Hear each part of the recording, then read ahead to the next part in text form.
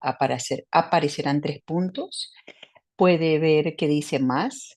Ahí aparecerán el idioma, inglés o español. Escoja español. Luego silencia el audio original y luego apriete Done o listo. Con esto será da paso para que se active la interpretación. Done. Ready.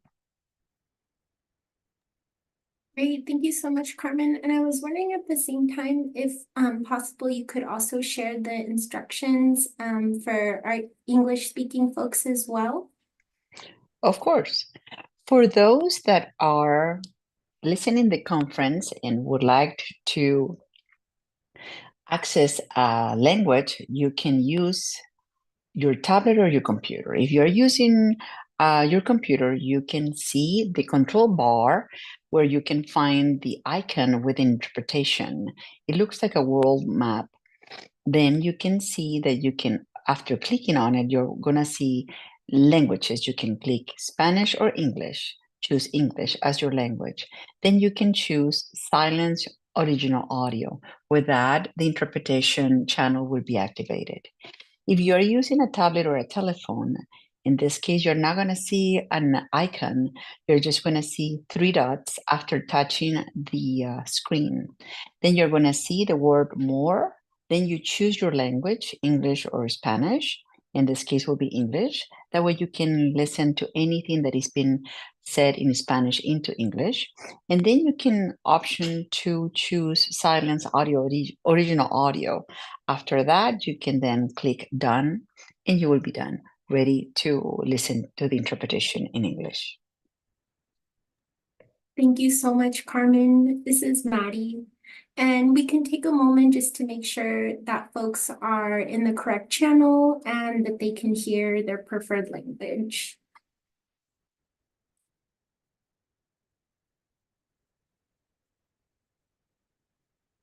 Okay, don't see any questions coming through about folks being in the right language channel, but if anything comes up, please feel free to let us know. And as a friendly reminder, as your facilitators, part of our role in these meetings is to work behind the scenes and to take attendance and offer technical assistance and overall support to ensure that everybody is able to fully engage in tonight's meeting. So if at any point you're having trouble with Zoom or trouble with translations or have any other questions that are coming up, please feel free to send a message to myself and to my colleagues Liz or Amy, and we'll be happy to help.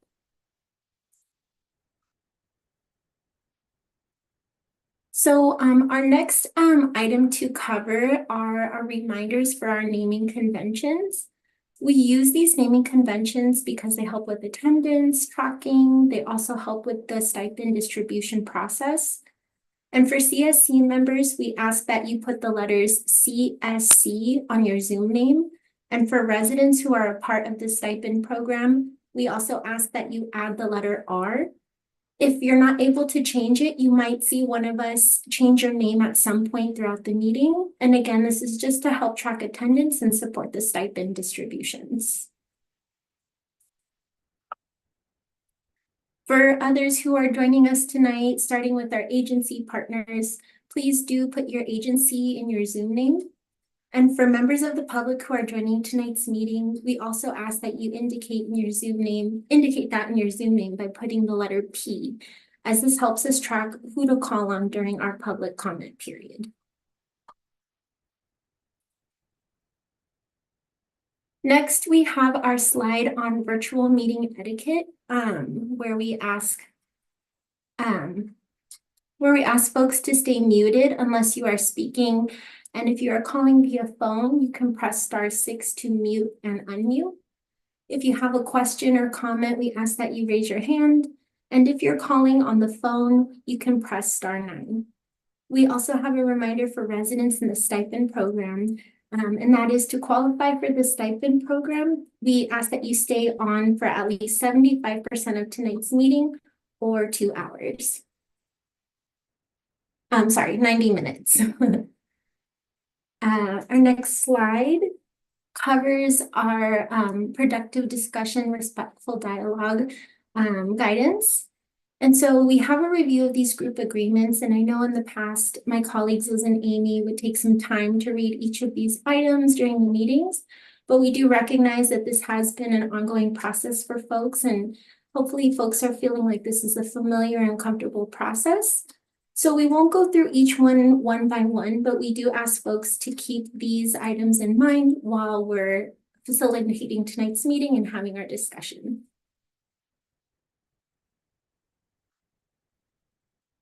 Next, we have tonight's agenda where we have space for welcomes and introductions.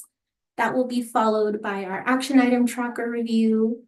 After that, we will open it up to the annual report update, which will take up most of tonight's meeting. That will be followed by standing updates, wrap up, and time for public comment. So with all of that said, I'm happy to do some introductions and officially welcome everybody to tonight's meeting. My name is Maddie, and I'm joined by my fellow facilitators, Amy and Liz. Again, if you're having any trouble throughout tonight's meeting, please feel free to let one of us know in the chat, and we can help troubleshoot anything coming up for you. And at this time, I'd like to welcome our co-leads, Bianca and Cesar, to share some opening remarks. Yeah, thank you. I just want to give a shout out to everyone that's here and also the district for the efforts to make the annual report a little more interactive and easier to understand and digest. So um, preemptive thank you to the Air District for that. Thank you, Cesar. Bianca, did you also have any opening remarks you'd like to share? I wanted to echo what my co-lead mentioned, that it's really interesting, the annual report, how this year it's being distributed for our community members. It's easier to digest, as Cesar mentioned, but also understanding that these progress are because of community members. These are the works that you guys have been doing throughout the whole entire year. I'm giving credit to all of you, that it takes an effort to make these type of SERP incentives possible, monitoring, and all these outreach that have been happening in the community. So I do appreciate that the Air District is listening to us, giving us the space, but understanding that without the community members, we're not able to do this type of work. So I do want to give that shout out to community members. Thank you, Bianca. Definitely hearing the shout outs to the community and to the Air District for setting up tonight's meeting. So thank you, everybody. I'd also like to welcome in Stephanie from the Air District to also share some opening remarks. Thanks, Maddie, and good evening, everyone. My name is Stephanie Ng, and I'm a program manager with the San Joaquin Valley Air Pollution Control District. Appreciate Bianca and Cesar for that introduction, because I definitely am so grateful to be here tonight with you all to share this exciting update. Like both mentioned, we will be reviewing the annual report, and we hope that this year it does look different. And we truly want the report to be, like Bianca was saying, a real reflection of the work that you all did in the past year and a real celebration of it. So I'm excited to review it and looking forward to hearing about any feedback that you all have. Thank you. Thank you, Stephanie. This is Maddie. At this time, I'm happy to transition us to our next agenda item, which is the action item review. And as we all know, to help facilitate a transparent process and to hold teams accountable, the Air District is continuously and systematically updating the action item tracker to ensure that the community's requests are being documented and that everyone stays informed on the progress toward implementing your suggestions. As Eric provides these updates, please feel free to ask for clarification, and anything that can't be answered tonight will be noted and will be brought back for a future meeting. So with all of that said, I'm happy to pass it over to you, Eric. Thank you so much, Maddie. Can the folks on the call see my screen? Perfect. Thank you so much. And again, this is Eric, your community liaison for the Arvin and Lamont community. I'll be reviewing our action items for today. And as many of you know, we do have 4 sections: our in progress complete and ongoing and comment noted will be in our first 3 sections for today. So let's go ahead and start. So our first action item is for the Air District and the Agricultural Commissioner, CARB, and the CSC. So all of us combined. So the Air District will share new pesticide monitoring findings with the CSC and the Agricultural Commissioner. So we just wanted to let folks know and have exciting news that CARB successfully completed the 13-week pesticide monitoring campaign and is currently compiling the findings. So once these findings are available, we'll go ahead and share that with everybody. Okay, go back to the top. Move down to our completed section. So this completed action item is for the Air District and CARB. So the Air District and CARB to follow up with the CSC member regarding concerns about diesel gas and pollutants that are emitted. So we're happy to announce that the district did work with CARB and we did share the information to the concerned CSC member regarding some of the regulations for diesel trucks and related diesel pollutants.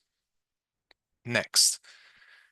So our next item is for the Air District and the Air District to work again with the CSC member or with the CSC members to schedule a vegetative barrier subcommittee meeting and to share the new locations that folks had in mind. So we are excited because next week we're going to have a vegetative barrier subcommittee meeting on October 29th. So for more information on that meeting, please go ahead and follow this link. I'll drop it in the chat after.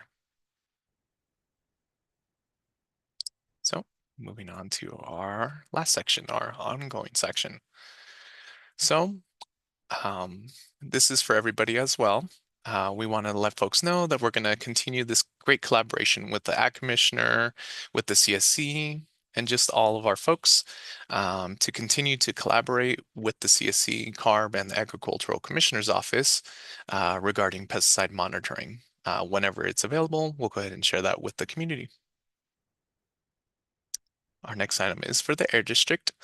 So I know there was a community member that wanted some follow-up with air monitoring status, and we did follow up with that community member. And we just wanted to, again, let folks know if you see any air quality concerns, please report it to the Air District as soon as possible. There's a link here to report it online or to give us a phone call. Okay. And moving on to our last one. And again, just echoing, the great partnership that we have with Bianca and some of our co-leads. We'll continue to share some of these contacts that we have with schools and some of the great work. And I guess as a side note, we are going to attend the Lamont Weed Patch Festival next week on the 30th. You all should have received an email. We'll have a booth out there, so we're very excited for that. And that is our last action item. I'll go ahead and pass it back to Maddie to see if we have any questions. Thank you so much. Thank you, Eric. This is Maddie. So yes, as Eric mentioned, now's the time. If anybody has any questions or any need for clarification, happy to open it up for any questions.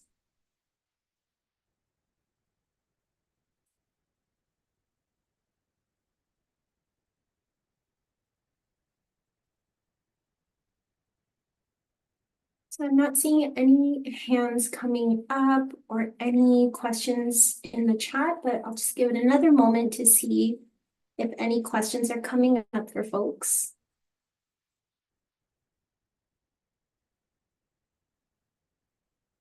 Okay. Well, thank you, everybody. And with that, I am happy to pass it off to my colleague Liz for the next agenda item. Hi, everyone. This is Liz. Thank you, Maddie, for that transition. And I'm happy to open up our main agenda item for tonight. As was mentioned a few times, you all will be hearing the update on the annual report. I just want to remind folks that this is still relatively new for the Arvin Lamont CSC. This is the second time that you all have been able to engage with this annual report. So the Air District will be Well, they did send out some hard copies to you all in the mail. And as you've heard, in addition to the typical way of presenting this report, they're going to be trying something new, and that is called a story map. And so there's this more interactive and engaging way for you all to digest the information that is in the report, because it can be pretty dense. So typically, this is a presentation of the report, and so it will be slightly different, but you all are still invited to read the entire report on your own time, and there will be time for you to give any feedback that you have to the Air District. As Stephanie will mention, as she's opening this item up for you all, the Air District is really looking for feedback from you all on whether what is shared in the report is really reflective of how you all have been experiencing the work from AB 617 and what you've been seeing in your community. So just keep that in mind as you are hearing everything. And as always, please feel free to ask any questions, either by raising your hand or putting them in the chat. And so I'm excited to pass it to Stephanie to get us started. Thank you, Liz. This is Stephanie. And I can't believe that we've gotten to this time of the year. I remember this time last year, and it feels like it was just yesterday. But kind of as we approach the end of the year, we get to this routine time where it's I think, a really great opportunity for us to kind of check in on kind of what we've accomplished as a whole committee this past year. Just putting together this report, there are already so many amazing highlights that I'm excited to share with you. But like Liz, and then also you heard from Cesar and Bianca as well, we are trying out a new format this year that we're really excited about. Liz mentioned it's called a story map. And it's a really powerful tool that allows us to tell a story using things like maps and different media, which you'll see when I share my screen. But this is really our kind of the goal of this meeting and this annual report is to really kind of tell the story of kind of what we've done in the past year, like I mentioned. And then also what we'd love to hear from you is whether or not this feels like an accurate reflection of kind of the successes, the things that you all want to highlight from the progress on AB 617 implementation in Arvin, Lamont. And so just a few kind of also just updates to you all about the annual report. You know, this is something that is required by CARB that we will plan to bring to our board at the end of the year. But we are so excited to really dig into and celebrate kind of all the progress that we've made in this past year. So I am going to share my screen. We have two separate versions. We'll have an English and we'll have a Spanish. I'm actually going to share my screen on the Spanish version.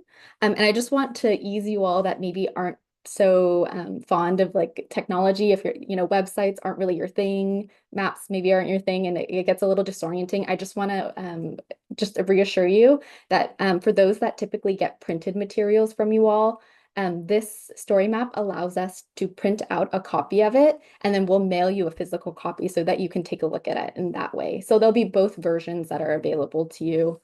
And again, this is just a draft, so we definitely, at the end of the presentation, I'll share some things that we are looking kind of in the next few weeks to add.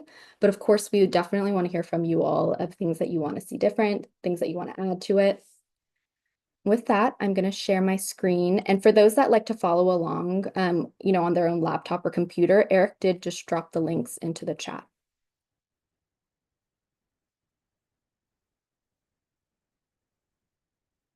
Can everyone see my screen? Perfect. So again, this is our 2024 annual report. Something that's a little bit different about this year is typically for all of our annual reports, we have a separate annual report for each of the communities that we have. We have 4 communities in the Valley that are going through the AB 617 process, and typically we have 4 separate reports. Something that we are doing this year is we have put together all of our annual reports into one to kind of celebrate all of the work that's being done in the Valley through AB 617. But as you'll see, it'll kind of separate different communities. And just for the ease of looking at it tonight, we did pull out a separate Arvin Lamont section so that we can look at that section together. But you will see kind of the beginning part, which is an overarching overview of AB 617 in the Valley. So as you can see this part, there's gonna be a lot of words on the screen. And like Liz mentioned, I'm really not gonna read to you. I don't think anybody wants that today. But I'm gonna kind of talk high level about the different sections and then scroll through I think is gonna be the more exciting part, which is some maps and some pictures. But then definitely encourage you to kind of take a look at the text a little more closely when you kind of have your own time. But this first part highlights overall kind of AB 617 implementation in the Valley. It talks about the 4 communities. It talks about what AB 617 is and what's required by the program, which includes monitoring, developing emission reduction programs, working with the community steering committee as well. And then we have a little timeline of kind of the work in the Valley done on AB 617, starting with I think some of you are familiar, our year 1 communities. It kind of highlights and starts with in 2018, 2 of our year 1 communities were selected, which were South Central Fresno and Shafter. I'll kind of highlight some other dates that might be interesting to folks, which is in 2021, Arvin Lamont was selected for this process. In 2022, Arvin Lamont, the SERP was approved that you all put together, and we brought forth to CARB, and that it was approved by CARB in 2022. And then kind of in the timeline of where we are is right now, we are working with all 4 community steering committees, including Arvin Lamont, to implement all of the SERP measures that we work together to put together in the SERP, as well as work on our community air monitoring program. And then in this map below, you can kind of see all the communities that we have. Oops. Here we go. And this kind of talks about our 4 communities. All the way in the north, we have Stockton, Fresno, Shafter, and then here's Arvin Lamont.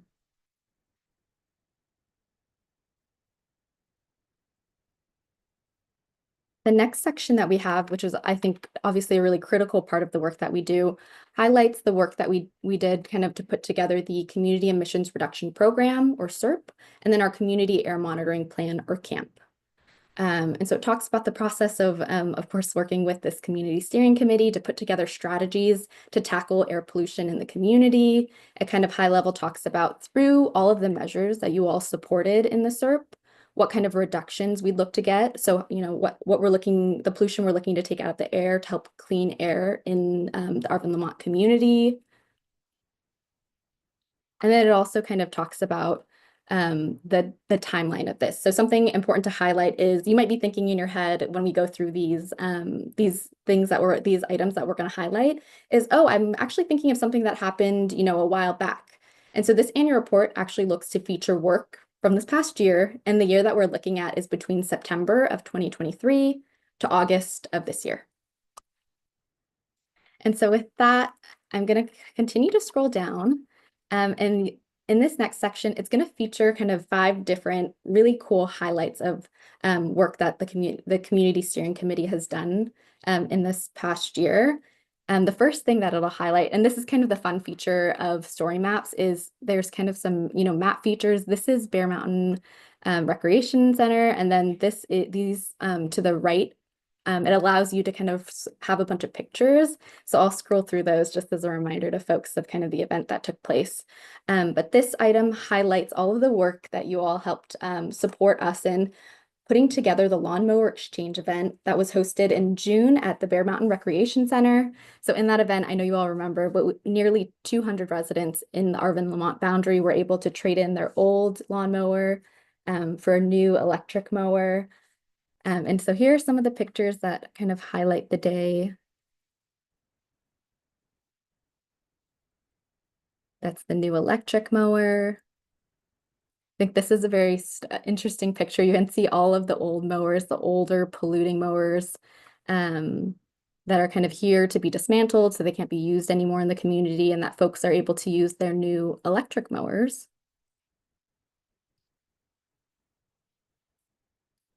And then as you scroll down, it's kind of fun. It zooms throughout the map. And then the next highlight that we wanted to share And it's something that we look forward to. It's one of our highlights for the whole entire year, is the in-person meeting that we have at the end of the year. And as you all remember, this was such an important opportunity for us to all work together in person to kind of make progress on our clean air strategies in the SERP. And as you all remember, there were a lot of folks in the room. There were probably about more than 50 of us between agencies, the community steering committee, community members that you all brought to the meeting. And we worked together at that meeting to kind of advance two measures that are still, a high priority to the committee, which is passenger vehicle replace. And then, oh, is there a question? I think someone just unmuted. So I'll continue on. But this was an in-person meeting. We focused on two high priority measures, which was the passenger vehicle replace program and then vegetative barriers. We also had a really fun open house in which you all invited folks from outside of our AB 617 program that live in the AB 617 boundary that could come learn about some of our grant programs. We had CARB there, we had DPR there, and then we had all of our usual things that we do in in-person meetings, which included, of course, the simultaneous translation to make sure the meeting was accessible.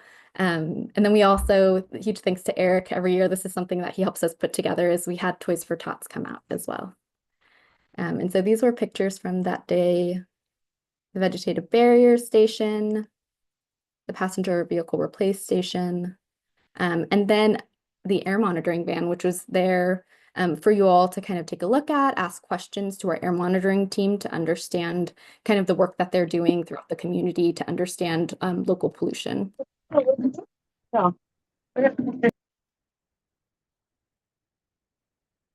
The third thing that we wanted to highlight that definitely the committee has kind of put so much work and provided so much feedback on is our passenger vehicle replace program. We're so excited that in June we were able to open the program. It's definitely, of course, a highly prioritized program that replaces older polluting vehicles with newer hybrid and electric vehicles. And as part of this program, a super important component of that is that we partner with Valley Clean Air Now to host passenger vehicle replace workshops in the evening. So they provide bilingual assistance. They hold these at local restaurants so that in other community kind of hubs, so they can make sure that they provide dinner and it's a comfortable space for people to be able to kind of sit there, fill out the application, get questions answered. And these definitely are a way to kind of reduce the barrier to participating in the program. And so these are just some of the pictures from those events. And for these events, I'll share an update during our standing updates of the next one, but they will typically rotate kind of every other month between a location in Arvin and then a location in Lamont. And moving on to the fourth thing that we highlighted, which was an outreach campaign that happens around back to school time when everyone, when kids are headed back to school. In September, we took part in a back to school outreach campaign at various schools throughout the boundary. And through that campaign, we were able to connect with parents, students, different school personnel about all of our air quality resources, available programs, especially the ones that we have open through AB 617 for residents to take advantage of. It takes place during our drop-offs. So when parents are dropping their kids off, and then in the afternoon during pickups. And during this time, we were able to connect with over 300 parents during this year's back to school outreach campaign. We've done it for a couple years now, and this year we are able to visit a couple of schools, which you can see listed here, which included Myrtle Avenue Elementary, Lamont Elementary, Sierra Vista Elementary, and Bear Mountain Elementary. While we're in the community, we definitely want to take advantage of the time that we're there and, make the best use of that time. So we also, when we're in the community, visit local libraries and also different resource centers to drop off the same information so that folks are aware of our programs and know how to reach out to us. So I'll share some photos from this back to school outreach campaign. So you can see here, cars are lined up, so it's a good opportunity for us to be able to connect with parents. Anna here is holding kind of an informational packet that we gave out to all the parents that has a bunch of information about all of our different programs. We also, as part of this, attended different events that the school was hosting, so different like coffee hours and parent hours as well. And shout out to our team, someone familiar. Eric was down in the community, and here he is in front of one of the schools. Perfect. And the fifth thing that we wanted to highlight from kind of the work that's been done in this past year is definitely a crucial one. And Bianca had mentioned monitoring, which of course something we want to highlight is the community-driven and community-focused effort to develop pesticide monitoring in the Arvin Lamont community.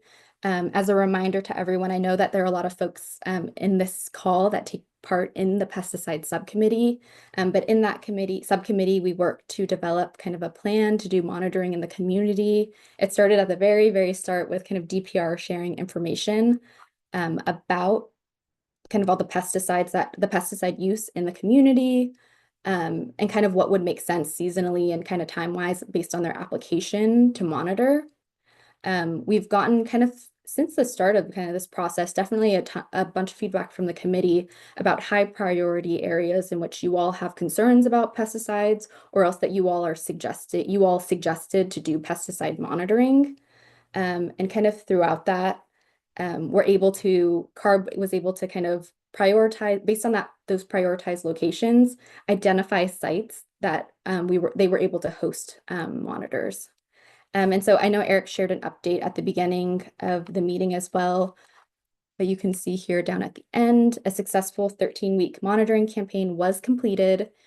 CARB did let us know in that subcommittee, and this is what they're undergoing, but that it would take them a little bit of time to kind of analyze the samples and then compile the data. So that's currently what they're working on. And so we'll plan to share with the whole, work with CARB once it's available to share that information out with you all. These were the 3 sites in this picture here. These were the 3 sites that the monitoring took place. And then here's just a fun little picture of one of the samplers at sunset. And then kind of wrapping us up, the last thing that I will definitely highlight, and this is something that we've been highlighting in a lot of our recent meetings, thanks to kind of feedback from the co-leads about reminding us about this tool, is our SERP tracker. So our SERP tracker is updated monthly, and it's definitely, we hope, a robust kind of way for you, and then high level way for you all to take a look at kind of the progress that's made on all of our SERP measures, including incentive measures, including outreach measures, including enforcement measures. And we definitely understand kind of feedback from the committee that it's important to understand where we are with these measures. And so we hope that, you all are taking a look at it, and we'll actually review it at the end of the meeting as well. But this annual report will link you to the latest tracker for you to take a look at. And that is actually the end of the annual report. This year, we hope to make it really short and sweet and really hit the high level points of what we think are the really great highlights from this past year. A couple things that I will share that we still want to include, because like I mentioned, this is just a draft. A couple things we want to include is to include a graphic of the emissions progress that we've made through all the CERT measures. So that's definitely something that we also want to include in this. And then at the end of the report, we also want to highlight some of the work that we've done with the Arvin Lamont community and kind of the greater community engagement work we do throughout the whole San Joaquin Valley. And some of those highlights include Community Clean Air Day, which I know a lot of you were able to attend. So we definitely want to highlight that work as well.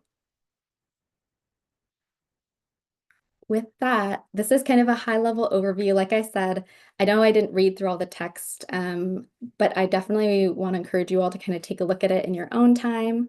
But for now, I'll go ahead and stop sharing my screen and see if there's any feedback from community members, or if there's any section that you all want me to kind of focus in on to take a look at.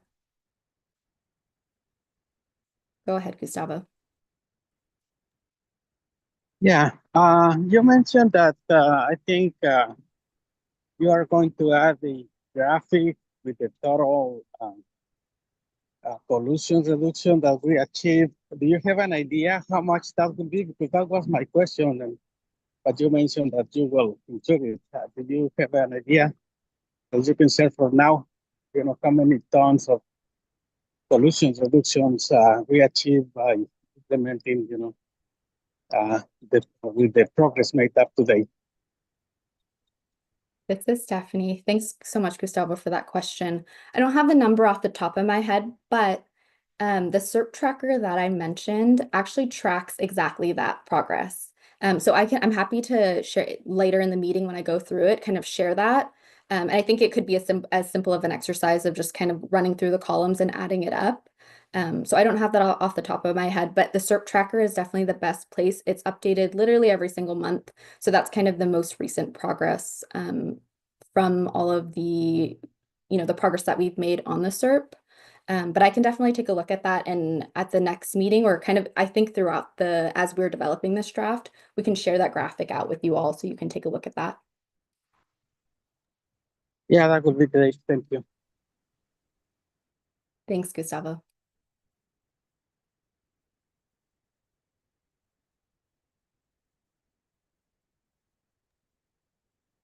This is Liz. Thank you so much, Steph, for the really in-depth and informative presentation. I am looking through the chat, and we had just one question so far that we could probably answer in the update, that I'll just ask it now. When are we going to have another lawnmower exchange in Arvin? This is Stephanie. Thanks for that question, Christine. Given that we just had the lawnmower exchange in Lamont, we do kind of have a schedule of events planned, and we have other communities that we're planning on kind of having this event in their community. So we'll circle back around to Arvin, hopefully at the beginning of next year.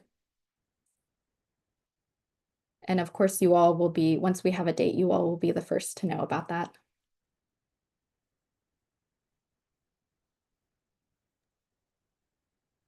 Yeah, thank you for the question. And this is Liz again. I know that was a lot of information that was just presented, and it can take a little while to digest and process your thoughts. So don't want to rush anybody, but just want to really invite folks to share, some reflections, how that's landing, and if that resonates with your experience, and if anything is missing that you might want to see added into the report. And so I see a hand from Mario. Go ahead.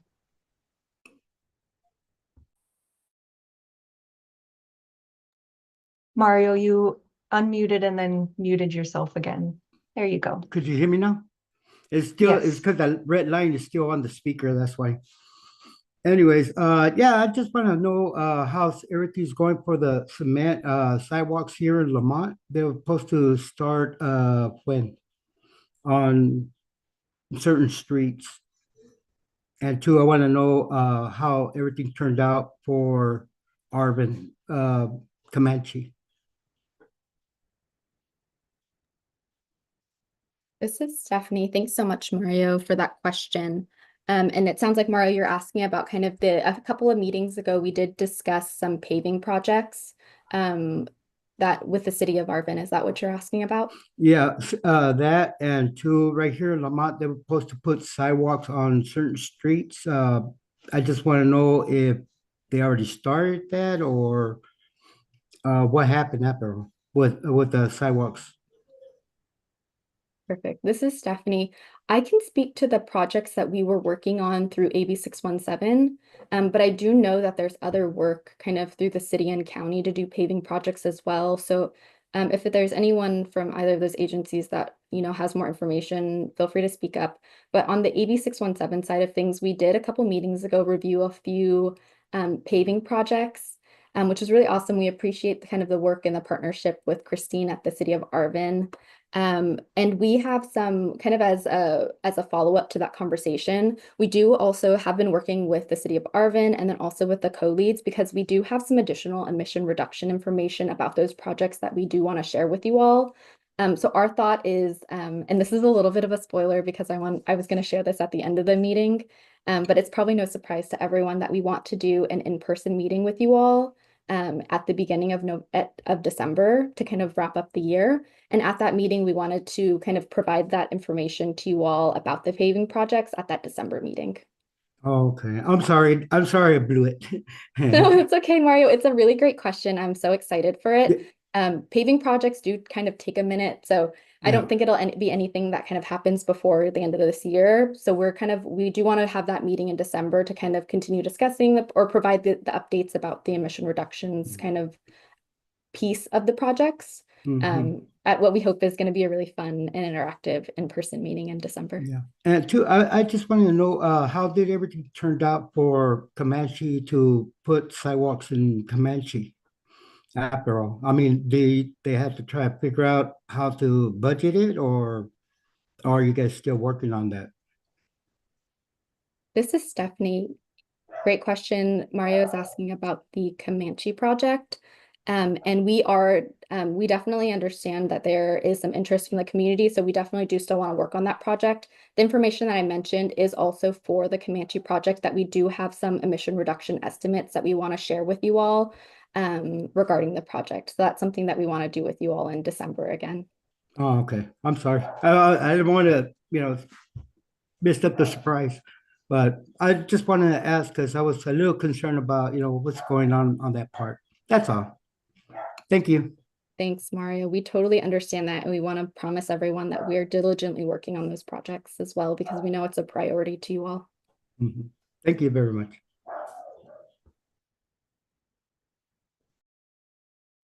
Thank you both.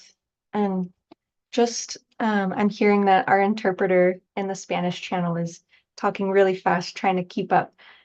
So just a reminder for folks to try when you speak to speak a little more slowly. Thank you all. And so we can go to the next hand from Gustavo.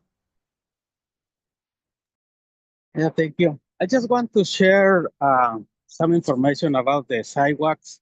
Thank you, Mario, for asking. In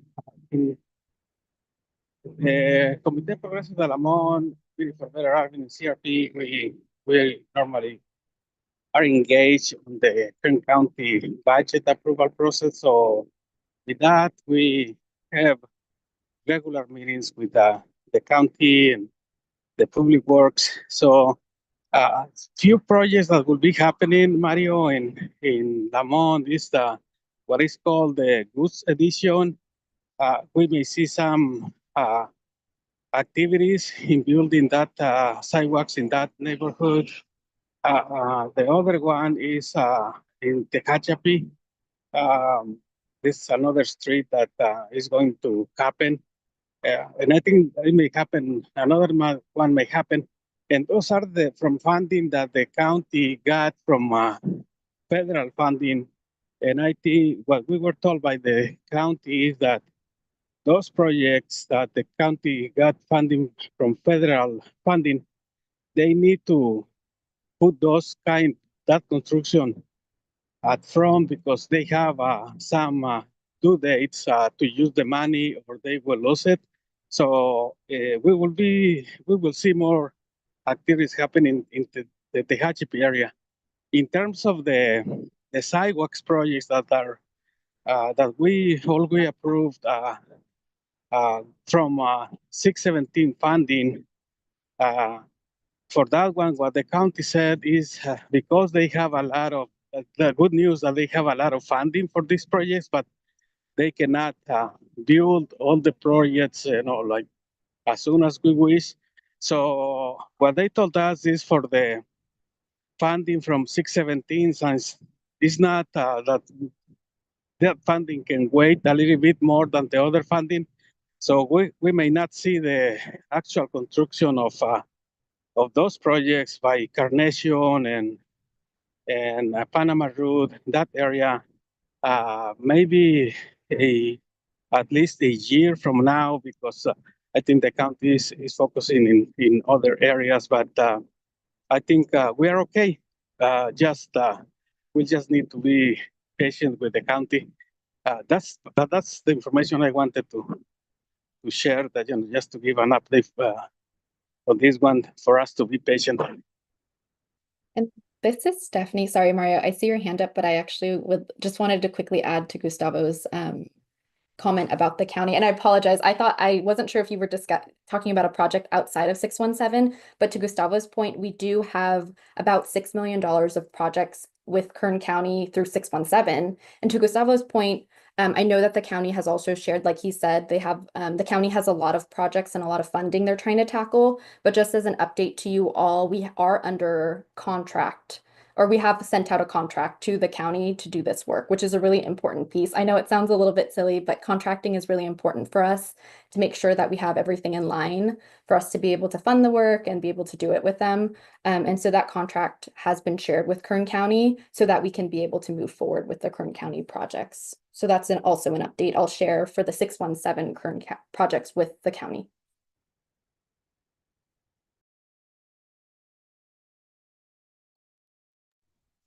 Yeah, go ahead, Mario. Oh, could you hear me? Yes. Oh, okay. Yeah, yeah, that's good news. 2 days ago, I got a good news too for that family rancher to get his equipment. Looks like everything's falling in place and looking good. And I want to say I appreciate that they did a really good job trying to figure out how to help out this family-owned rancher to get equipment. I appreciate that. And two, I was say too, I don't know if 617 is to help out Fuller Acres to put sidewalks on over there, or was it a county? Because I went in a certain meeting and right now, I'll be honest with you, I don't remember if the county said there was a help out or 617. I'm sorry. It's because I go to too many meetings. I just want to ask if 617 is to help out Fuller Acres for sidewalks. I mean, I mean, maybe the county is, I don't know. This is Stephanie.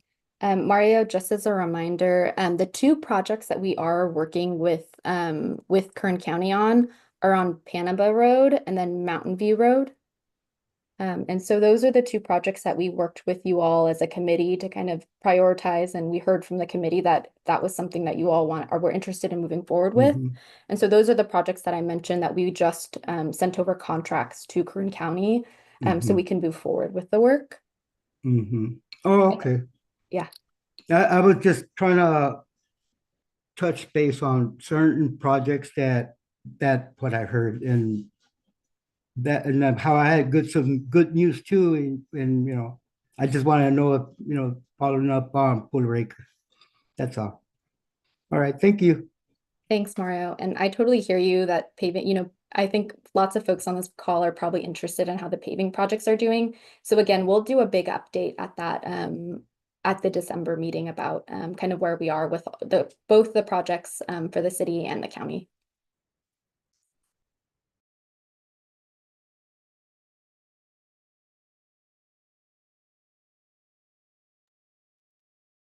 Yeah, thank you for the question. And that is what we are hoping to hear tonight. And we do have, I see 10 or 20 more minutes. If folks do have more feedback, if you've had some time to think a little bit more about what has happened over the past year, any highlights that you have that you didn't see presented in the report that you really want to be sure that they include, or anything that you've heard tonight that you still have questions about, or anything that was unclear, we would love to hear anything that's coming up for you. So I'll pause for another moment or so and see if anyone wants to raise their hand or put any comment in the chat about the annual report.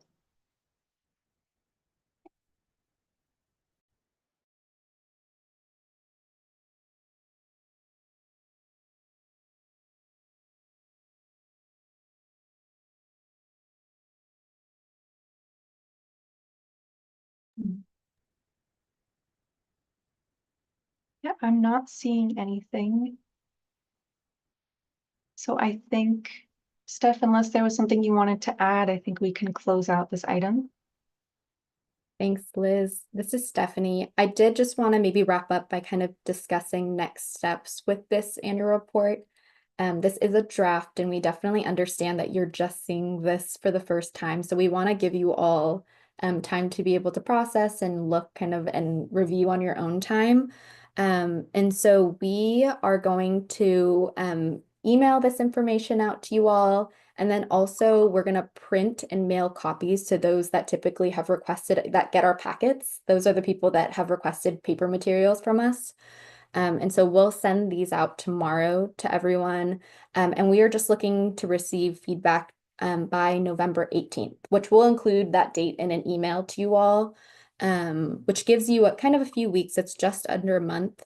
And we just want to make sure that we get feedback in time, so that allows us to incorporate it into the final version, so that we can be prepared kind of to submit this to CARB. And then also it's a really fun opportunity for us to kind of highlight this progress in an item to our governing board.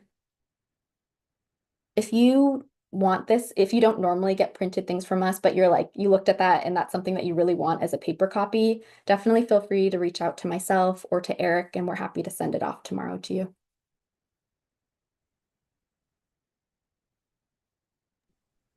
Thanks, everyone. Looking forward to hearing any feedback that you have. Thank you so much, Stephanie. This is Liz again.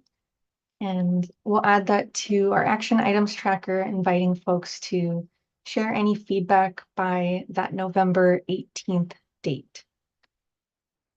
And so at this time, I am happy to transition us to our next agenda item, and that is our usual standing updates. So as most of you, I think, know, we do take the time at every meeting to listen and hear directly from agencies and community partners that are working on initiatives that impact the Arvin Lamont AB 617 community. And so as we go through these updates, there will be pause points after each agency where we'll invite you all to share any questions or comments. And we'll have another opportunity after all agencies have presented to see if there are any community members who have relevant updates to share with the group as well. So we will go in the order that the agencies appear on the agenda, and that is starting with the Valley Air District for our new SERP tracker review. And passing it to you, Steph. Thank you so much, Liz. This is Stephanie again. Like I mentioned during that annual report item, a routine thing that we want to get into the habit of that we've done over the last few meetings is based on feedback from our co-leads. I think it's, they were sharing that it's really important for us to, in these meetings, highlight kind of the progress that's been made kind of since the last meeting. So I'm going to share my screen to show our SERP tracker. This is something that we update, like I mentioned, every month, and it's something that those of you that get our mailed packets, it's something that you're probably really familiar with. And I know we discussed this in the last meeting, but kind of a newer update that we have to the SERP tracker is that you will see green highlights for areas in which were updated just last month. So if there was a change in any of the numbers or any of the kind of status since last month, you'll see it updated in green. So you can kind of look at this, it is a little bit, we hope it's high level, but we also understand it is a little bit of a long document. So we definitely want you to be able to take a look at this and just kind of tell, okay, what's new in this tracker since last month? So some of the things that I will highlight is we are continuing to make progress. Mario mentioned earlier, but our ag equipment replacement program, we are continuing to make really great progress on that program. We're just over 50% through the progress kind of for the funding that we have allocated. We've spent just around $2.4 million to be able to trade out a lot of old equipment in the community and replace with newer units, 29 units in the community. And to Gustavo's question earlier about kind of emissions progress, as you scroll over to the right, you can see all of the emissions related to NOx, PM 2.5, and VOCs. They're kind of our targets, what we think that we could accomplish, kind of based on how many units we think we can replace and kind of what's been done to date. There's also a column that kind of highlights and really summarizes the progress in those emissions here at the end. So again, making really great progress on this measure that's related to replacing agricultural equipment. Also, this is a really great update since our last meeting. This number has almost since doubled in our Alternatives to Agricultural Burning program. This is something that my team updates, and I was a little bit shocked because I was like, is this right? It's almost doubled. But it was totally correct in that we just received over this past month a lot of applications to our Alternatives to Ag Burn program. This is also another important program that gets us a lot of emission reductions, which you can see kind of in these later columns. We also have some progress on our residential lawn and garden program. Like I mentioned earlier to Christine's question, is, we do want to hold another event in the community at the beginning of next year, which we know is an amazing opportunity to get a lot of participants all at once. But even when that event isn't happening, folks can still participate in the program, and we can see kind of from this update that folks are still participating, and we're seeing kind of that number in the funding being spent in the community, which is really awesome. Another program that we have been continuing to get progress on is our passenger vehicle replacement program. We've spent about $1.78 million, and we have currently 89 applications kind of to participate in the program, just 89 different households throughout the Arvin Lamont boundary, which is really great. The Valley Can is continuing to host workshops, and they will continue to host a monthly workshop every single month until the funding is exhausted. So they still continue every single workshop they do. They still continue to get families coming in to ask questions, to apply to the program. And so we're really excited about the progress that we're seeing kind of in this program.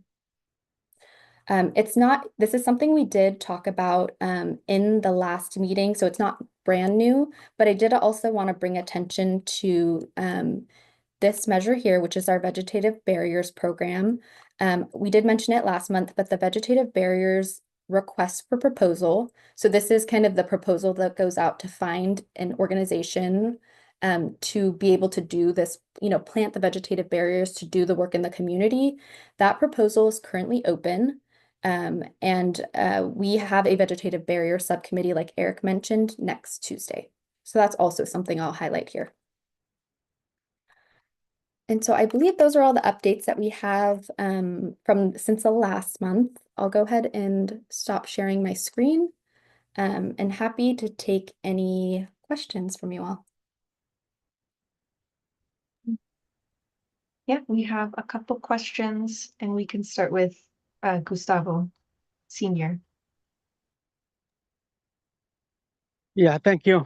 I think today I'm about reporting, and what I was thinking, since Jennifer was sharing, I think it will be great if we have in one of our next meetings, maybe someone, a grower that got one of the harvesters or a tractor, maybe joining the meeting and sharing their experience, the change that is making for them. I think just for us to we can hear or see the impacts that we are creating through these projects.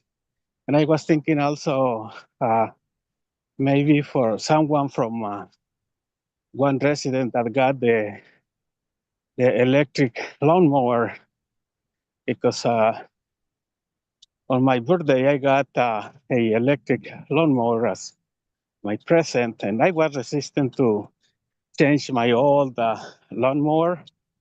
But I've been having a great experience. I didn't want to do that before because I was assuming that, the electric lawnmowers are weak and will not do the work, which actually is, I've been having a great experience. So maybe asking someone, so those recipients of the benefits, I think it will be good for all of us, to listen directly from people that we are impacting, I think that will be a great incentive for us to hear, what we're causing, the positive things.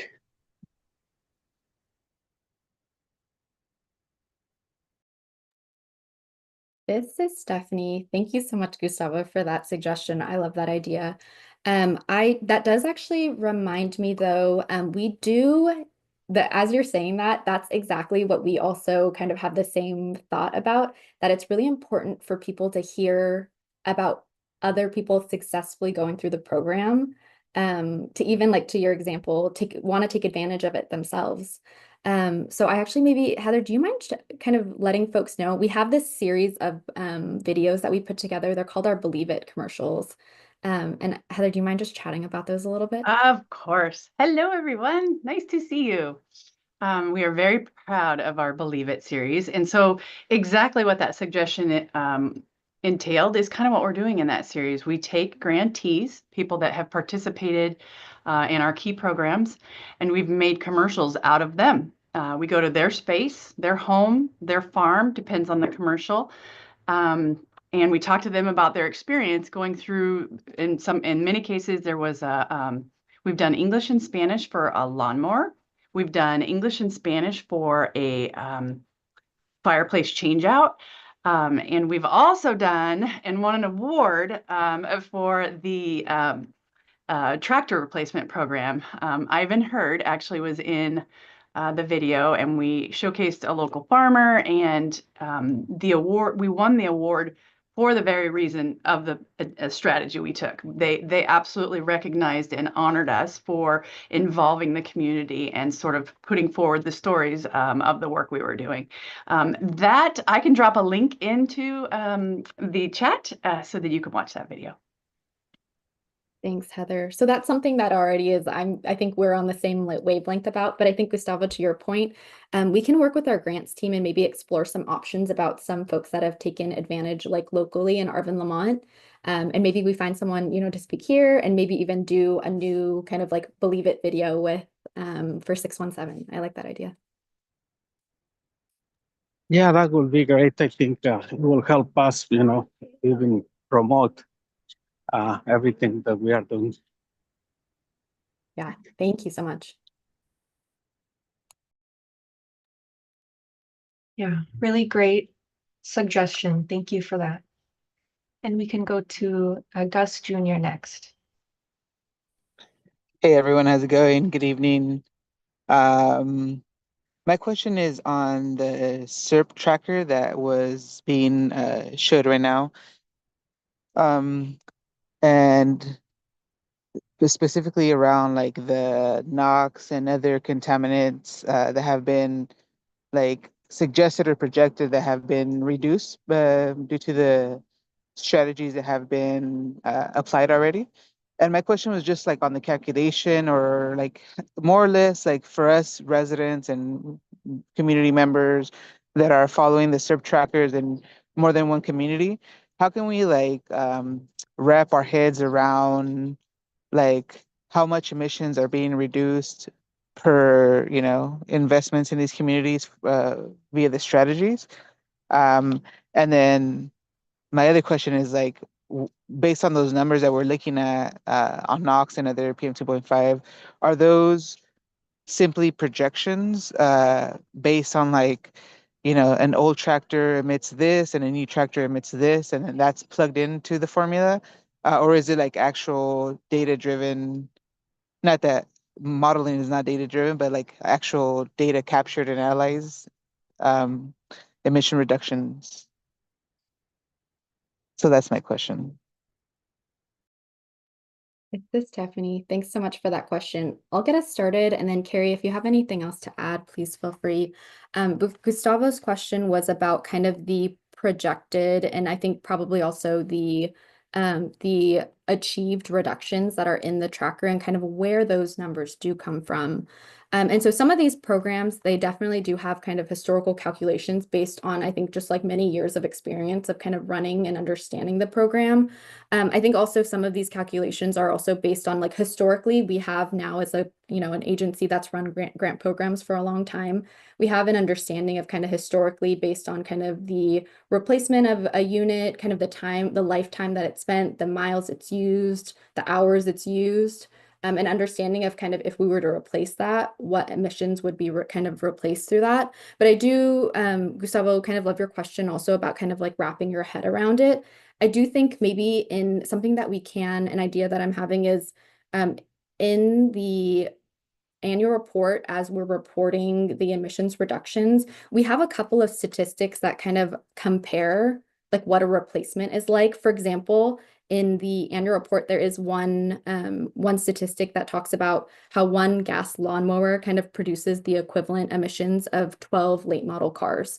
So I think I'm curious if maybe that kind of language where it's a comparison to something that people really understand versus like 100 NOx tons maybe means a little more to folks. So I do think maybe we can kind of strive that in the emissions reporting in the annual report, that we kind of do some more of these like comparisons that are a little bit more casual, like easier to understand versus us just reporting, oh, we reduced 100 like NOx ton from this or whatever number it may be from this replacement of this equipment. Thank you. Yeah, I'm thinking of like, Arvin and Lamont are like, a midway kind of really kind of doubling down on the strategies that seem to be working. Other communities are kind of sunsetting, if you will, when it comes to the time spectrum of, getting the money out there and executing all the strategies for emission reduction. And as we think of like next year and beyond, the reauthorization of cap and trade, and last time it was reauthorized cap and trade, or AB 617 rather, was a trailer bill that accompanied that. And so I'm trying to think like further into the future, how we justify like advocating for AB 617 and if it's worked. Obviously, like it's worked in many different aspects, community engagement being one of them. But as far as like actual like reduction of real tangible emissions, like yeah. So I'm just trying to see like how, from a technical perspective, we're able to analyze it, look at it, and be like, okay, it's totally justifiable that X amount of dollars it's invested in this community because it reduced an equivalent to 100 tractors, right? So yeah, I'm just trying to understand it from an advocate perspective, so I could wrap my head around this and have whatever technical answers that residents come to us. Specifically, like I'm thinking of like LSERP communities, so communities that are not official. They're like looking at you guys and us, official 617 communities, to see how we're doing it and if it's working.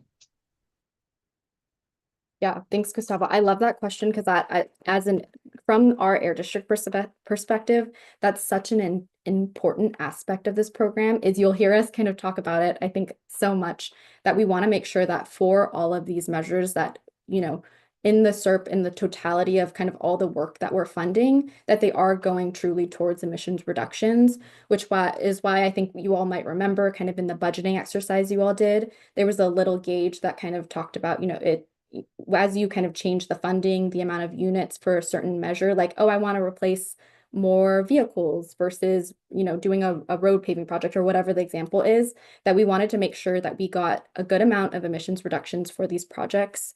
And so that's definitely something that's on our mind too, is we want to be able to talk up the program and the work that you all are doing to kind of, definitely these projects that we have in our SERP, trading out a tractor, trading out a vehicle, these are resulting in tangible emission reductions that are happening in the community. But we definitely want to make sure that we're continuing work on this SERP so that we can go back and say to anyone that is interested in the program that AB 617 is accomplishing its mission to reduce emissions to help clean air. So that's definitely something on our mind too, Gustavo.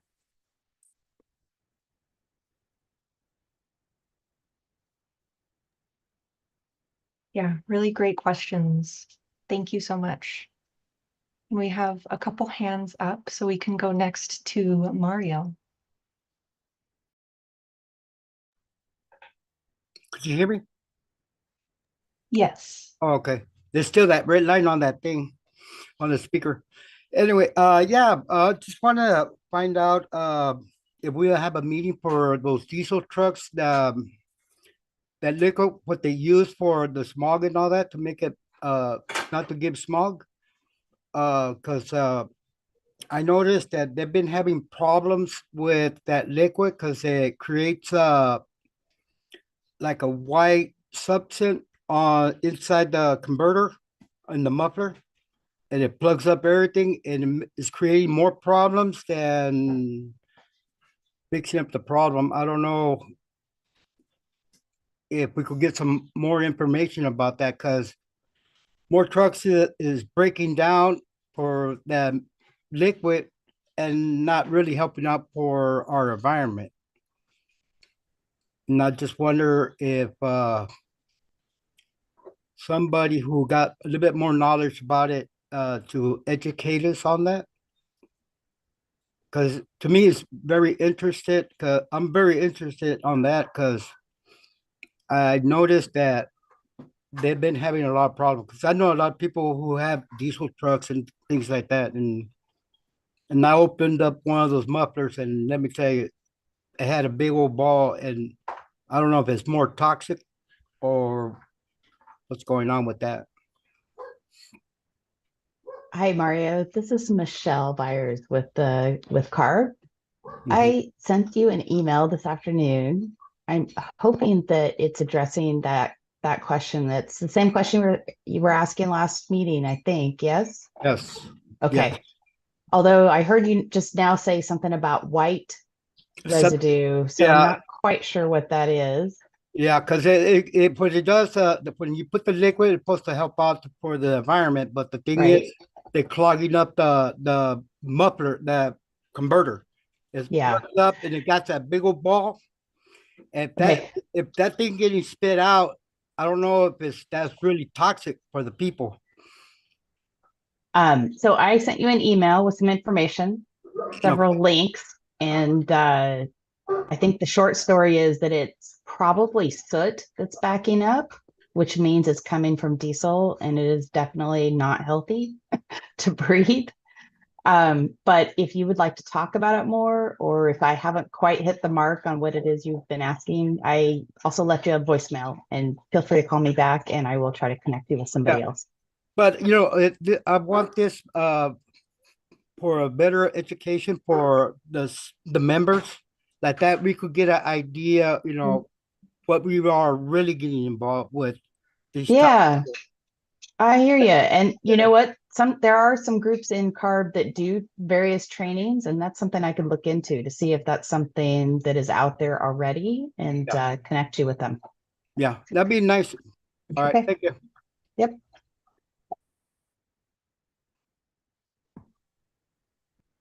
This is Liz. Thank you so much for the question, and Michelle for your response. And so I think, Mario, you're talking about the diesel exhaust fluid. And so it sounds like we'll have some follow-up from Michelle, and she'll talk to her team and see if there are any educational materials that they can share about that. And if not, we'll follow up. Thank you. So we can go next to Gabriela and Jose.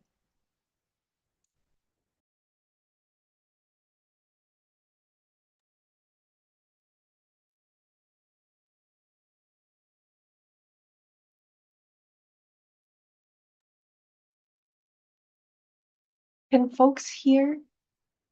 Okay, we can't hear you. I'm not sure if you can try muting or unmuting and remuting, turning it off and on. Are others able to hear? No. Is it mine? Is it my phone? My computer? Is it on speaker?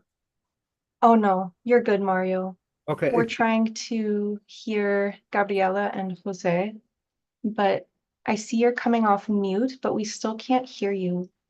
I'm wondering if you could try putting your question in the chat or try logging out of the meeting and then coming back in, and we'll come back to your question.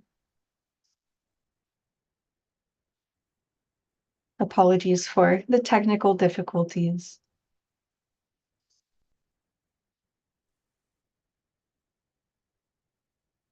Yeah, so maybe we'll give them a minute. Are there any other questions as we troubleshoot coming up for Stephanie related to the SERP tracker?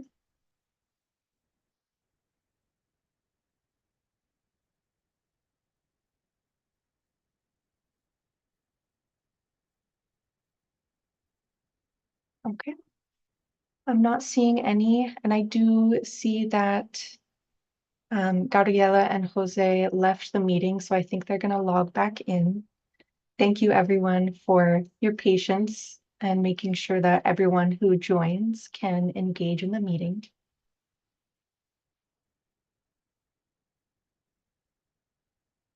So we'll give them another moment, and depending on if they do join again, we will take their question. If it's taking a little long, we'll go to the next update and be sure to come back to them.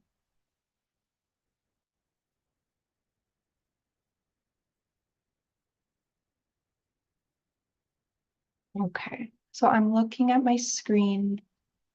I don't think I see them, but if others do, please let me know.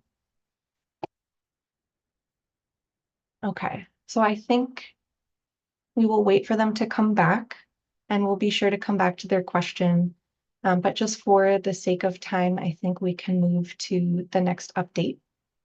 Oh, I think they actually just joined.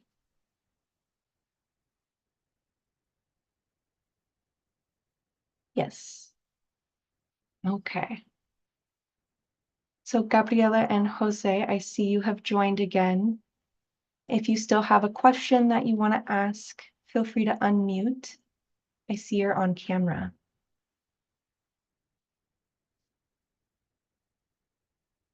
And Maria, Maria Estela, I see your hand up. I think they just unmuted. Sí, buenas tardes. Okay, go ahead. Okay. Buenas tardes a todos, soy Estela García. Nada más tengo una duda, una pregunta. El programa que había para los trailers, los camiones eléctricos, quería saber si alguien ha aplicado o no ha aplicado esos fondos. ¿Van a seguir esperando a que los traileros apliquen o se van a poner en otro proyecto?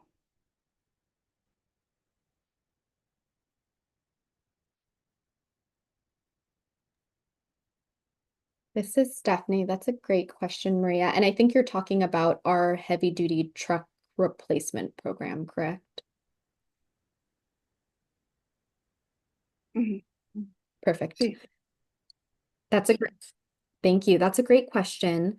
We right now have not received any applications for the heavy duty truck program, but we certainly are still doing outreach and trying to find people to apply to the program. It is a challenging one. I know that we've talked about it before, some of the challenges of kind of the technology. It's a lot of things. It's kind of the transition to the technology. It's also kind of infrastructure, making sure there's the right charging equipment. So we do see those kinds of challenges, but we are still going to a lot of different truck events where we kind of are able to face and talk to people that drive, have trucks that potentially can participate in the program. We do continue to do that outreach. But I think to your point, Maria, that is still a measure that we're closely observing and keeping an eye on. And as we kind of get to a time that I think we want to make sure that we're not waiting too long to kind of think about, if the measure can support other programs that are being more successful. then we are still monitoring that, and we'll kind of bring that update to you all and that discussion of, okay, is this the, we want to make sure we still have opportunity and time for people to participate in the program, because it is important. It does reduce a lot of emissions. Again, here I am talking about it again. It's important because we want to get those emissions reduced in the community. But of course, we are aware that we want to make sure that we still have enough time to, if we need to move to a different program and support other programs. So we're still closely monitoring that, and we'll bring that update to you all if it's needed that we do need to reallocate those funds. Gracias.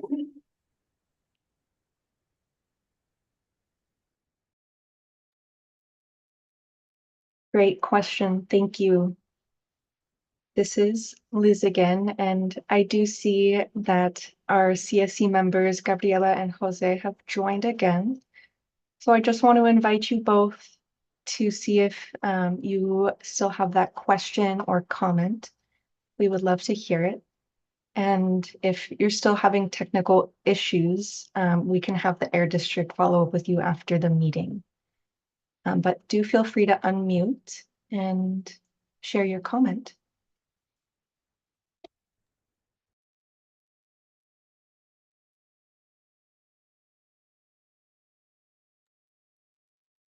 This is Liz. I'm so sorry. I don't think the audio is working. We still don't hear you. So I think if you are able to write your question or comment in the chat, that would be helpful. If not, we'll write down this action item, and we'll have someone from the Air District follow up with you, and we'll make sure that your question gets answered. Sorry about that, and thank you so much.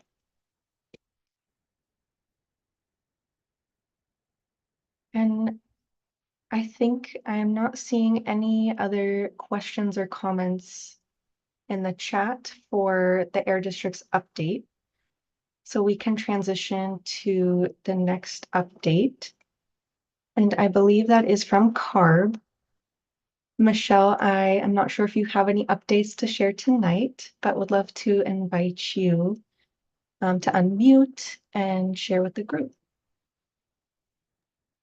Yeah, I just have one thing that I just got done putting into the chat, and that is that CARB now has a new environmental justice blog. I don't know if anybody subscribed to that before, but this is a place where we, especially OCAP people, because it tends to be often tends to be me that turns in things to post on this blog. But the idea is that this blog really focuses in on communities that have been overburdened, and we try to post things that are either opportunities to be involved, sometimes with CARB, sometimes not necessarily with CARB. It might post things like grant availability, or I'm trying to think of some of the other things. I don't know, some random articles sometimes that we come across that we think that EJ communities would be not involved with, but be interested in hearing about. So, and if you all have anything like that you think that other communities in particular would be interested in hearing, you are welcome to send it over to me, and I will try to get them to post that for you also. So I put that link in the chat. And then I just wanted to also say, I also put in the chat, I found some training course video archives for CARB. And this might be helpful for other people, because I know there's others of you that on the line that have people in your family that do trucking or maintenance. So hopefully you'll find some of that helpful. And there was a specific video on maintaining diesel particulate filters. I don't know if it will get to all the details that you're looking for, Mario, but if not, I think I can probably track somebody down for you to ask really specific questions. So I don't really have anything else to update with, but please let me know if you need anything or if I can help in any way. I look forward to seeing you all in December too. Thank you, Michelle. This is Liz. Any questions or comments for Michelle on those two updates on the environmental justice blog, and then that really cool resource with some information about the question Mario had on diesel trucks. Okay. Not seeing any questions. Thank you, Michelle. Thanks. Okay, so we can go to our next agency update, and that is from DPR. I see a couple folks in our meeting tonight and would like to invite you to share any updates at this time. Good morning, good afternoon, everybody. This is Ivan, Senior Scientist at DPR. I'm gonna give my updates in Spanish. I have actually a bunch, but there you go. Buenas tardes a todos. Mi nombre es Iván, el científico del Departamento de Reglamentación de Pesticidas, y tengo un par de actualizaciones para todos ustedes. Vamos a empezar primero por el sistema de notificaciones. El DPR está trabajando actualmente en la finalización de la reglamentación. Estoy hablando un poquito despacio porque me acordé que los intérpretes les gusta que hable bien. Bueno, tenemos también planeado comenzar la implementación del sistema de notificación en todo el estado el primer trimestre del próximo año, que viene a ser entre enero y marzo. Más adelante les daremos una fecha exacta una vez que se finalice la reglamentación y todo se haga oficial. El DPR también llevará a cabo demostraciones de cómo funciona el sistema de notificación. Así que por ese lado no se preocupen, vamos a hacer una demostración de cómo registrarse y pues cómo saber manejar, entender el sistema. Ok, mi siguiente actualización que tengo es sobre la reglamentación del telone, del 1,3-dicloropropeno o el 1,3-D, perdón, 1,3-D-dicloropropeno, conocido como telone. Las reglamentaciones propuestas para reducir las exposiciones potenciales a los transeúntes ocupacionales, en otras palabras, a los trabajadores agrícolas, se darán a conocer este noviembre, el próximo mes. Este reglamento ha sido desarrollado conjuntamente con OIJA, con el Departamento del Estado de Salud, o OIJA. La publicación de la reglamentación vendrá acompañada con un periodo de comentarios públicos de 60 días. El DPR organizará 4 audiencias sobre la reglamentación. La audiencia más pronta será en la ciudad de Visalia el miércoles 8 de enero de 6 a 8 p.m. Y como siempre, habrá interpretación en inglés y en español. También habrá una audiencia virtual el 10 de enero a las 10 de la mañana. Las otras 2 audiencias serán en Salinas el 16 de enero y en Chico el 21 de enero. Y pronto les compartiremos más detalles sobre esas reuniones. Tenemos las fechas, pero todavía nos falta saber el horario. Por último, quería actualizarles sobre la red del monitoreo del aire, conocidas como AMN por sus siglas en inglés. La primera versión del reporte del monitoreo del aire de 2023 acaba de publicarse y esta incluye resultados de Shafter. El que les habla, yo, Iván Delgado, soy el que escribió el reporte, así que cualquier pregunta que tengan, por favor, no duden en contactarme. En un minuto les compartiré no solo mi correo, pero también mi número telefónico para los que prefieren llamarme. El DPR está aceptando comentarios sobre este informe, el AMN 2023. Aceptamos los comentarios hasta el 12 de noviembre del 2024, del presente año. Y en el chat proporcionaremos los enlaces para que puedan hacer sus comentarios. Los comentarios sobre el reporte pueden hacerse por correo electrónico a aniela.burant@cdpr.k.gov. Ahorita en el chat también les comparto el correo pronto, pero les recomendamos que hagan los comentarios directamente por el enlace Smart Comment. Entonces, si me dejo explicar, el reporte, ustedes lo pueden acceder por un enlace del internet. Así pueden hacer sus comentarios directamente en el internet y no están mandando correo a nadie. Ok. Hemos programado una reunión virtual para las comunidades donde se encuentran nuestras estaciones del monitoreo del aire el 12 de diciembre de 6 a 7:30 p.m. Estas comunidades son 4, que son las de Oxnard, Santa María, Shafter y Ohlone, Watsonville. La reunión de las que le acabo de mencionar del 12 de diciembre de 6 a 7:30 p.m. se llevará a cabo en Internet a través de Zoom y también habrá interpretación en inglés y en español. El objetivo de esta reunión es proporcionar más información sobre los resultados del monitoreo del aire en las 4 comunidades que ya les mencioné. Del mismo modo, esta información será enviada a su distrito y el distrito les informará, les dará más información cómo asistir al evento. Y eso será, me imagino, en los próximos días. También toda esta información la estaremos compartiendo por el chat. Bueno, ha sido Yvonne, bastante. Cualquier pregunta I'm que so tengan. sorry. Sí, Yeah. Liz. Right on Can you hear time? me? Oh, Yes. this is Liz. I'm so sorry to interrupt. I think I'm seeing a couple people are not able to hear you. Not able to hear you speaking Spanish. And so we just want to pause, and it could be that folks switched channels.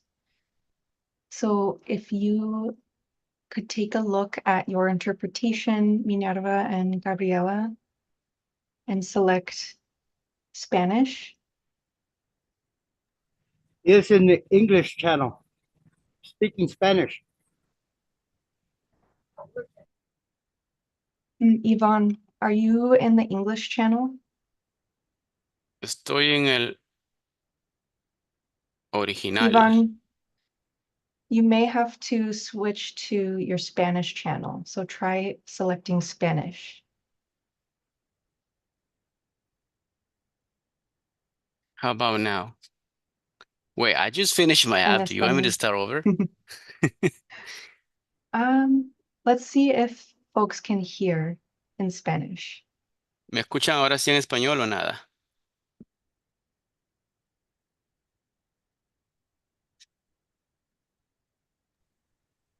That now works ¿Me for the escuchan en English español o channel, nada? just so you know. Now we're getting interpretation. We didn't before. ¿Ahora sí me escuchan en español? ¿Sí? ¿Y hace un rato no me escuchaban nada? Yo sí escuché todo en español. ¿Hace un rato me escuchaban, sí o no? Sí, se Ah, yo escucha también lo bien. escuché, Sí. pero me tuve que salir de español Okay. y meterme al canal en inglés para poderte escuchar. Okay, Sí, I'm confused. I'm not yo sure sí if people were escuché able todo. to hear me or not. Can somebody confirm? If you were able to listen to me in Spanish, can you just speak up and say Sí. yes? Yes. Like Sí, the nosotros sí lo entire escuchamos en presentation that español. I made, the Sí, whole sí, lo updates were escuchamos like perfecto. forever. Said it in Spanish. Were you able to hear that? Sí, Okay, I'm seeing sí. comments like yes, yes, Sí. yes. Yo sí escuché todo en I la did not have interpretación. issues. Okay, maybe it was a local audio issue because seems like a Yeah. lot of people were able to uh understand and listen to my Spanish updates. Yes. And you're just talking stuff. So right now I'm in the interpretation channel. I am the original audio. You want me to go to any specific channel for questions or not? I think, Yvonne, stay in the channel that you're in. I I cannot think. hear you, Liz. Now something is wrong with my. Whoops. I see Can now. you Hold hear on. me now? Yes. Okay, now I can hear you. Okay. So I think stay in your channel, Yvonne, Okay, and I think the issues have been resolved. cool. This Okay. This is Stephanie. It sounds like most people heard the update, but I do think, Yvonne, those were really, really great updates that I think probably everyone on the committee is super interested in. So I wonder if what we can do is have DPR share those updates via email, and then we will share it out to the whole committee again, including all the standing updates you heard. We'll just share it again. That way, if you miss something, you'll have the contact information, you'll have the whole kind of message in front of you, and we'll send that out really shortly after this meeting. Sure, I'll do that. To whom again? You can send it to myself or Eric, any Okay. one of us. And I know Aniela regularly kind of sends stuff over. So Yeah. All right. yep. I have an email already prepared to send over some information, so I can send it, Yvonne. Cool. Noted. Thank you, everybody. Oh, questions? Preguntas? No? It Any was perfect. questions? Thank you. Thank you so much, Yvonne. This is Liz. And I'll pause. I know there were a lot of technical issues. It sounds like you're going to get an email after this meeting with everything that Yvonne just shared. But if you do have a question right now, please raise your hand and we can take some time to answer before we transition.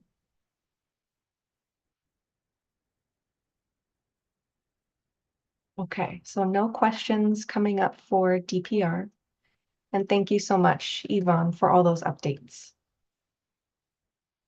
So at this time, I will open it up to the community to see if anyone has relevant updates to share about the Arvin Lamont community for the group.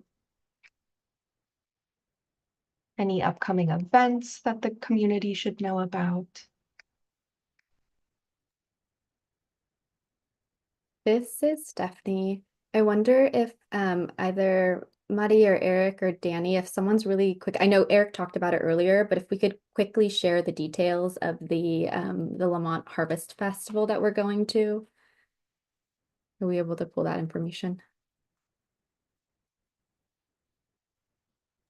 Yeah, so I actually went last year. So speaking a little bit of last year, there was a lot of booths out there. I know I ran into Bianca out there again last year.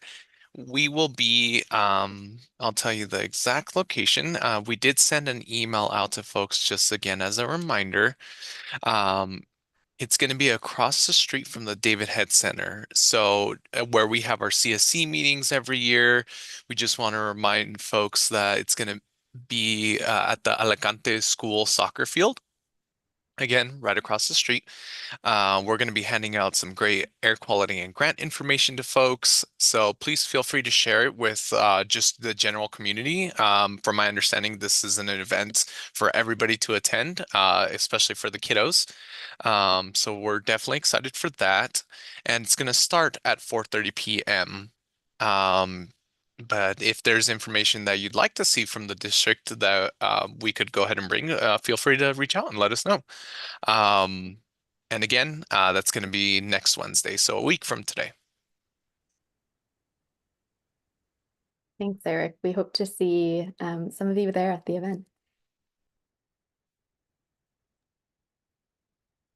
Thank you, Eric. And that sounds really fun. I hope folks are able to join the Lamont Harvest Festival. Thank you for sharing. So are there any other updates that folks would like to share before we start wrapping up our meeting? Liz, this is Stephanie. I also see that Gabriella and Jose, I think they've put a question in the chat that I can really quickly answer. I do believe that their question is related to the passenger vehicle replace program and asking about the 90 applications that I believe it's 89 applications that we have in-house and how long that process takes. So the SERP tracker does note 89 applications. So that's 89 applications we've received, and that could be in kind of any various stage. So it could be that they are, our team is kind of reviewing it. It could be that it's complete. It could be that Valley Can is kind of working with them to kind of make sure everything is, in line and that, that they've filled out everything they need to. So they could be in various stages of the process. But typically, the application process takes anywhere from 4 to 6 weeks. And then in addition to that, it also kind of depends on the person who's shopping around. We typically give folks about 45 days once it's been approved for them to shop around. But sometimes people, want a specific car, have a specific idea of what they want. So it might take them a little bit longer. And in those cases, we do try and assist folks with extending that timeline. But that's typically kind of the time frame that we're looking at for this program. I hope that answers your question, Gabriela and Jose, but please let me know if you have anything additional.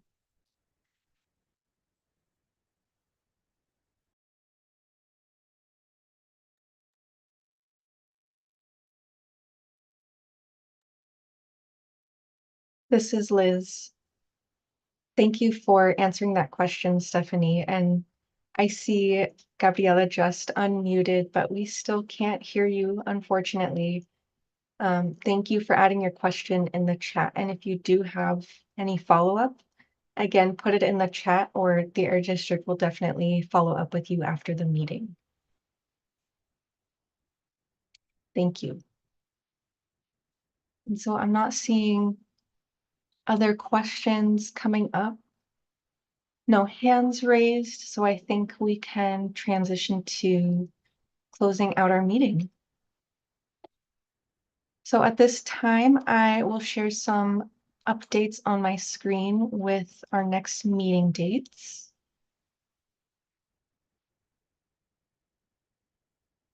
Okay.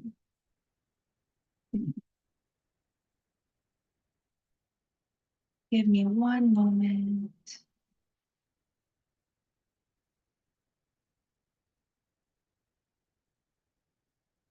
Okay. So hopefully you can see the slide with the next meeting dates. So as you've heard, there is a vegetative barriers subcommittee meeting happening on Tuesday of next week, October 29th, from 4 to 5 p.m. via Zoom. Then we'll have our agenda setting meeting, and that'll be in another week or so, so not our usual week following the CSC. So that'll be on November 7th at our usual 4 to 5 p.m. And as you heard, we are also hoping to do an in-person meeting on December 5th. And if you are seeing any issues with that date, please let us know as soon as possible. But that does seem to be the date that works for most folks. And we would love to hear your thoughts on what you would like to see on the agenda. And so please do come to our agenda setting meeting on November 7th to give your feedback. And of course, if you can't make it, there will be more opportunities for you to share your thoughts. But just wanted to let you all know that we will be planning that in-person meeting. Really exciting. So I'll stop sharing that slide for a moment and I will pull up our action items.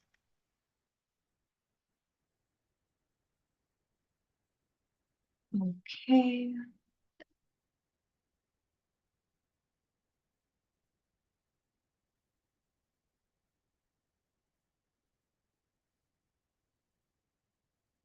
Okay. So I think hopefully you see the action items on your screen. I'm going to read through these, and as always, feel free to interrupt me, pause me if you see anything was written down incorrectly, if you have any questions or clarification, and also if you have anything that you would like us to add to this tracker. So the first action item, the Air District will provide an updated overall SERP status graphic for the annual AB 617 Arvin Lamont report at the December CSC meeting. Next, the Air District will bring paving project updates also at the December CSC meeting. Next, the CSC is invited to share feedback on the annual report draft to the Air District by November 18th. Next, the Air District will add comparisons of emissions reductions and strategies in the annual report draft. Next, CARB staff will connect with Mario regarding the diesel emission education for the community. And I do recall that Michelle dropped some links in the chat, but do let us know, Mario, and anyone, if you have follow-up questions on what was shared. Next, the Air District will follow up with Gabriela and Jose, but we did get their question answered. And just as a reminder, if you had any follow-up questions, do feel free to reach out to the Air District to get those answered. And last, DPR will email the Air District their standing update that was shared tonight, and the Air District will forward their update to the CSE. And that was our last action item. So I'll pause now and see if there are any modifications, changes that you would like to make to any of these items, or again, anything that you would like us to add.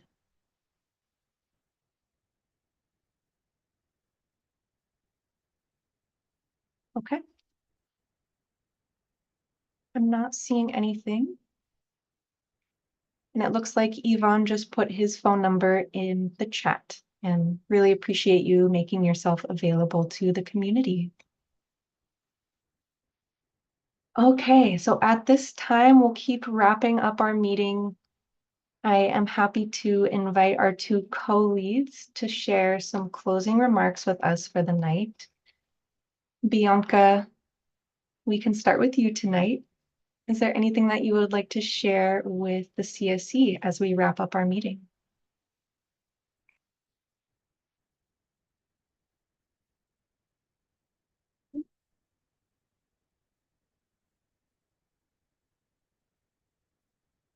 And I am not seeing Bianca.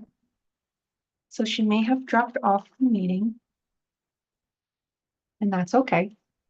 At this time, I am happy to invite Cesar, our other co-lead, to share some closing remarks with the group. Yeah, thank you. And thank you for reviewing the report. I definitely like to invite any community members to reach out to either us or the district for more like clarification or information on the report. And appreciate Gustavo Jr.'s comments about, making some sort of comparison or figuring out exactly where the reductions of PM 2.5 and the other pollutants came from, and what's in those pollutants. Just because I know community members are super interested in figuring out what's around them and how much they've been helping to reduce it. So thank you so much for helping put that together. And thank you to everyone that was able to come here tonight and spend another Wednesday with us here and in the Zoom to try to make the air in Arvin Lamont just a little bit better.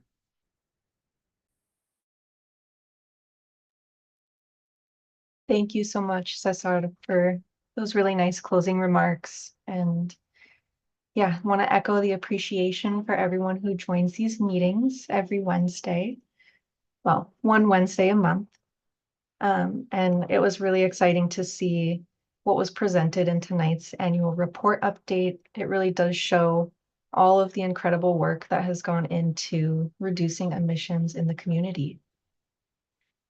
And so as we continue to close out, I'll invite Stephanie to share any last thoughts. Thank you, Liz, and thank you all so much for being here and for sharing your questions. I appreciated the time in tonight's meeting to not just talk about the annual report and talk about and really highlight all of the great work that you all have been doing this past year, but also the opportunity to kind of talk more in depth about some of our other CERT measures.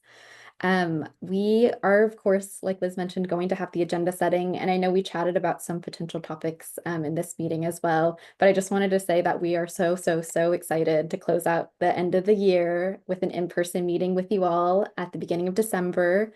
Like Liz let us know, please let us know as soon as possible if you see any issues. We did talk to the co-leads and it seemed like a good date for a lot of folks. But let us know if anything big in the community that's happening or something arises. But yeah, we're still looking forward and to seeing you all in what's probably going to be Lamont. We're thinking the David Head Center, but we are excited to see you all in person and to wrap up the year and to celebrate all the progress kind of that's been done. Thank you. Thank you so much, Stephanie. Okay, everybody. Well, I am happy to wish you all a good night. At this time, we can close out and just open it up for our final public comment. So if any public members have anything they would like to share, feel free to do so now. And if not, again, just want to wish you all a really good night and thank you again for taking the time to be here. Buenas noches. Buenas noches. Buenas Buenas noches. noches. Buenas noches. Buenas noches. Buenas noches. Buenas Bye. noches. Buenas Gracias. noches Buenas a noches. todos. Buenas noches. Buenas noches. Good night. Déjala liberar.